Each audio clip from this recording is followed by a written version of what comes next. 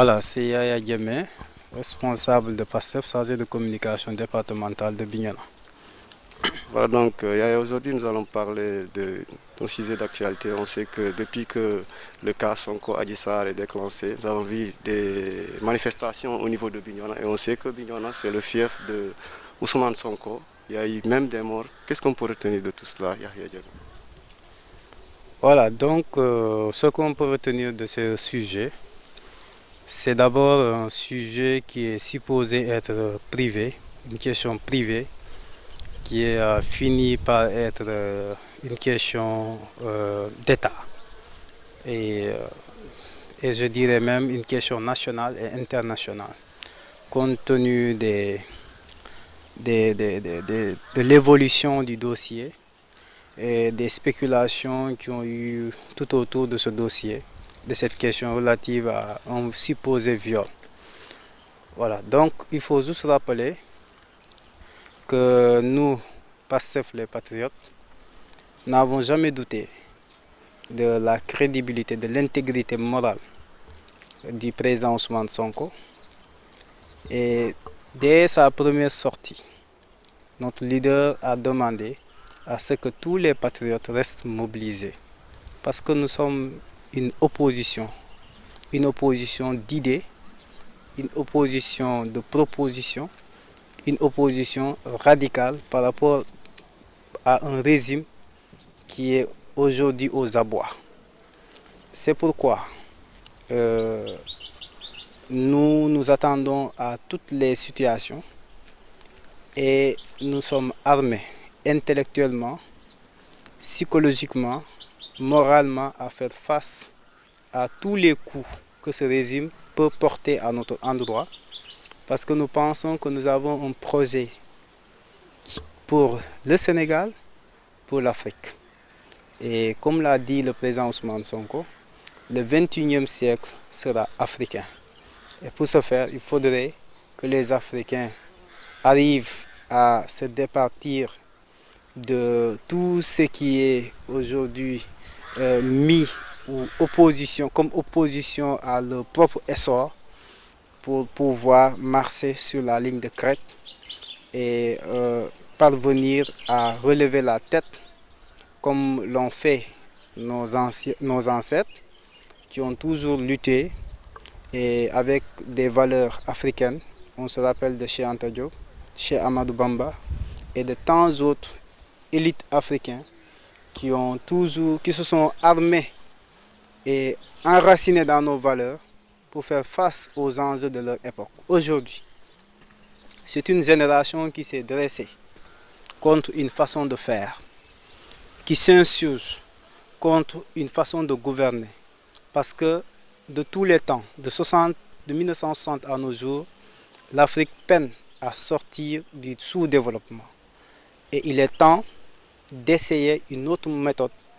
Il est temps d'essayer d'autres procédures. Il est temps enfin d'essayer avec ce que nous sommes, avec ce que nous avons.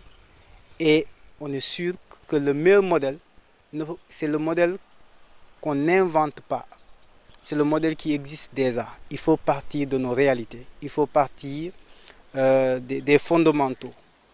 Et malheureusement, le régime en place sait qu'aujourd'hui, il n'a pas les moyens, sait qu'aujourd'hui, qu'il n'a pas la compétence, sait aujourd'hui qu'il n'a pas l'homme qu'il faut et qu'il n'y a pas d'autre moyen que d'opprimer le peuple sénégalais, qu'il n'y a pas d'autre moyen que de violenter le peuple sénégalais, de le réduire à sa plus simple expression libertale euh, pour permettre pour permettre à ce régime de pouvoir s'installer comme une monarchie.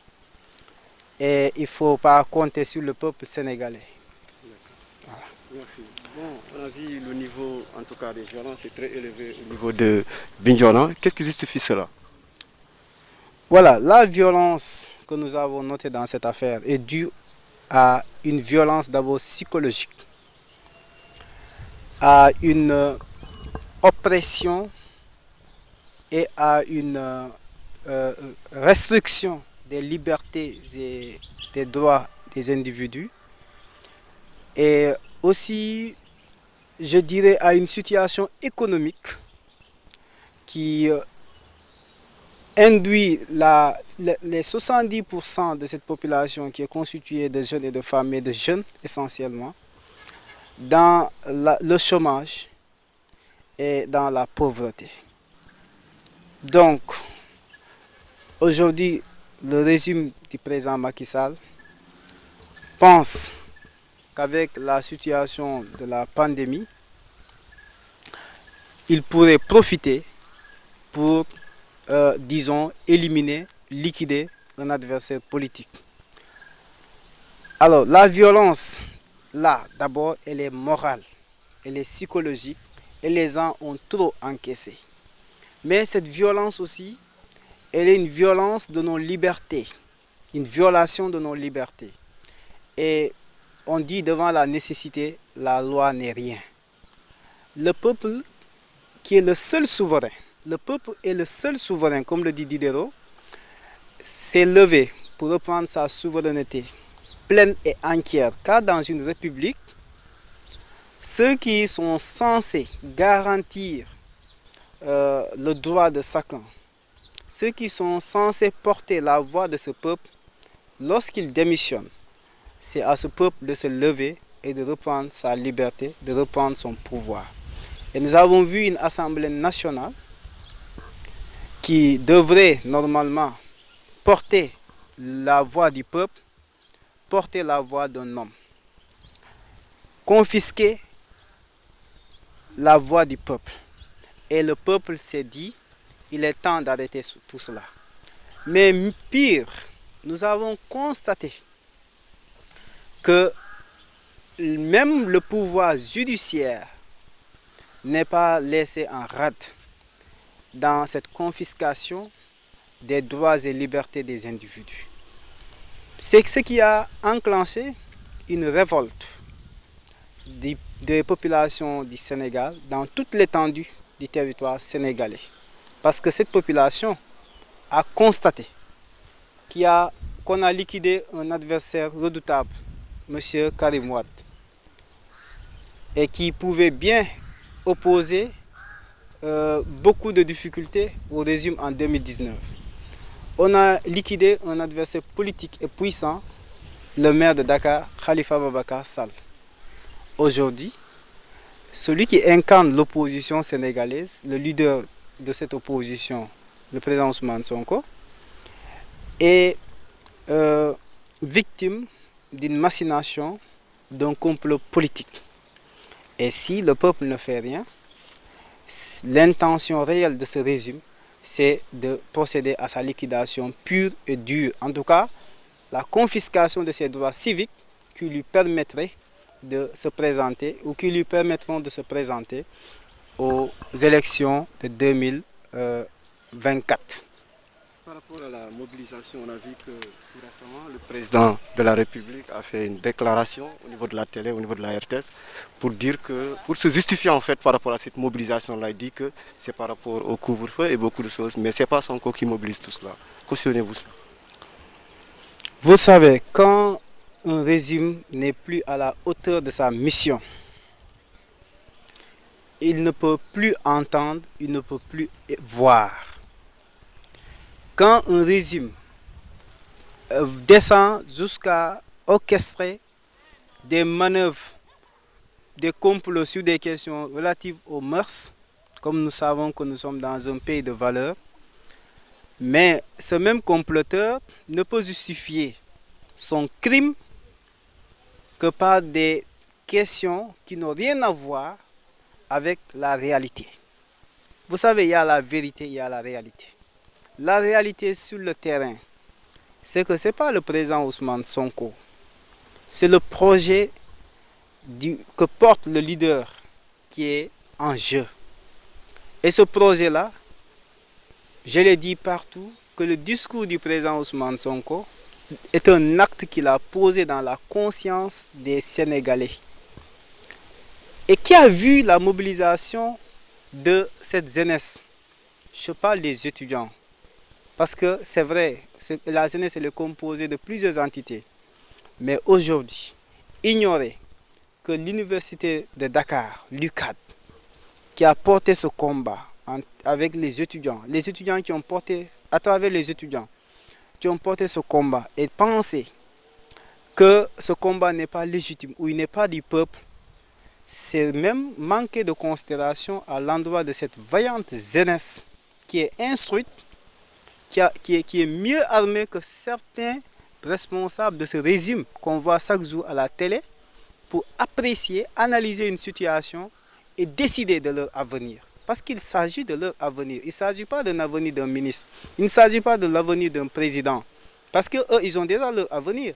Il s'agit de l'avenir de cette jeunesse. Et cette jeunesse souhaiterait avoir et préserver nos acquis, que sont la légalité de sens. Et ça, on voit qu'aujourd'hui, on est dans une logique de maintenir les pauvres à leur situation et de propulser les gens qui sont aisés et, disons, de garantir même les corrupteurs de ce peuple qui maintiennent le peuple dans la pauvreté, dans une situation d'éternelle aisance.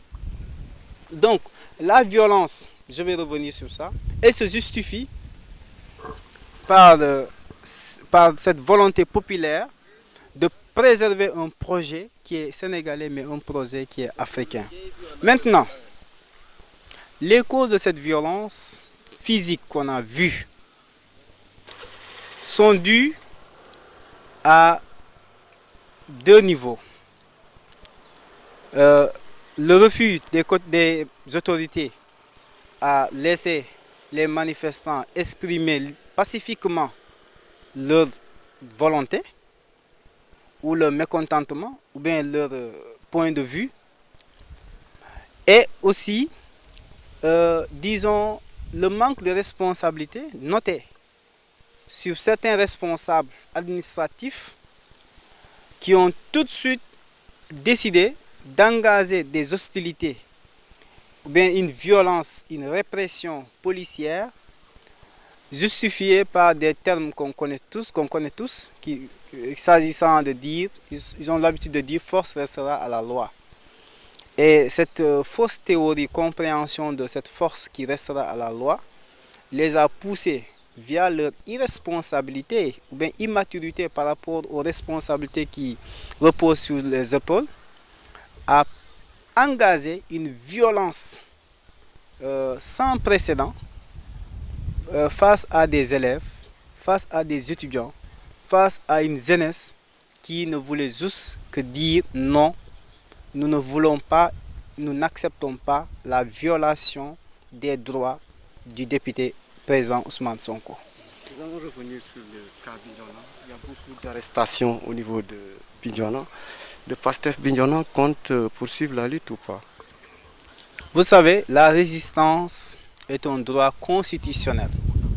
C'est un droit naturel. C'est aussi un droit individuel. Et face à une situation difficile où la liberté d'expression est quasi confisquée, il est du devoir de chaque citoyen de se lever et de donner et de dire non, halte.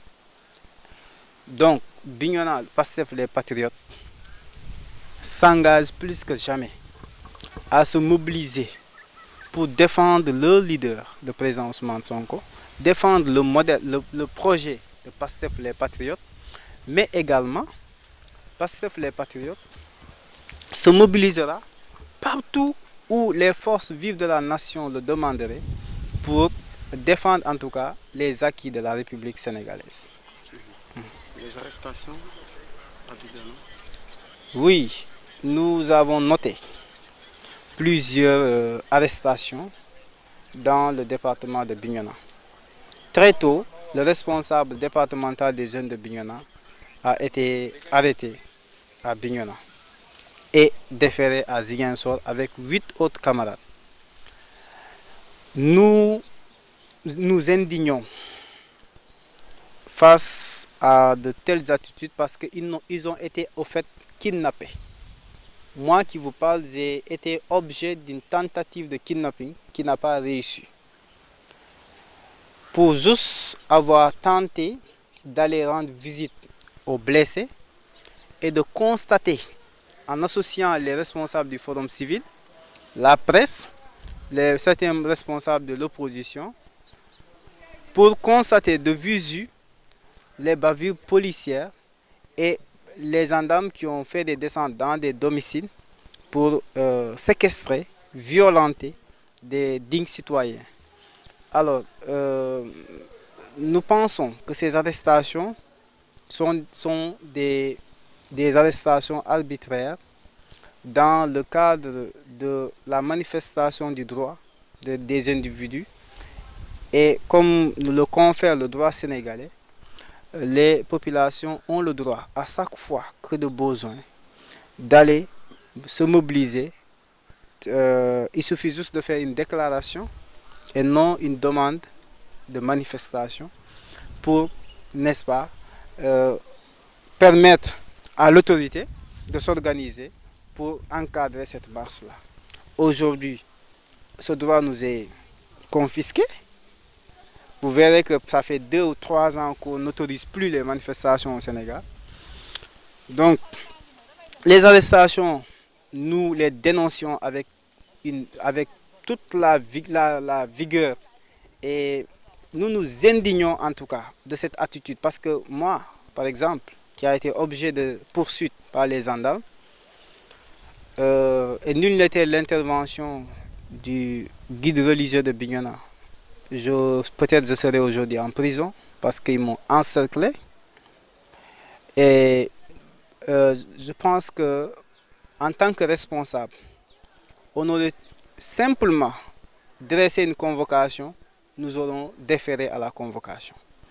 Donc si on arrive dans un état où ceux qui sont censés garantir le respect des procédures administratives les violent, passer les individus à domicile ou bien les attendre dans les rues pour les kidnapper, disparaître avec eux.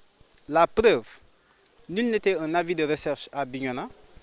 Un jeune, sa famille ne saurait jamais où il était.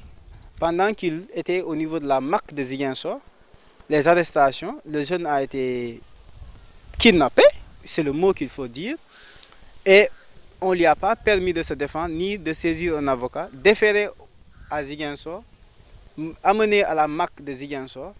C'est une semaine après que ses parents ont su qu'ils ont un enfant qui a été arrêté et déféré à la MAC de Ziguinchor. C'est dire que c'est abusé, c'est dire que c'est trop, c'est dire que nous ne sommes plus en sûreté.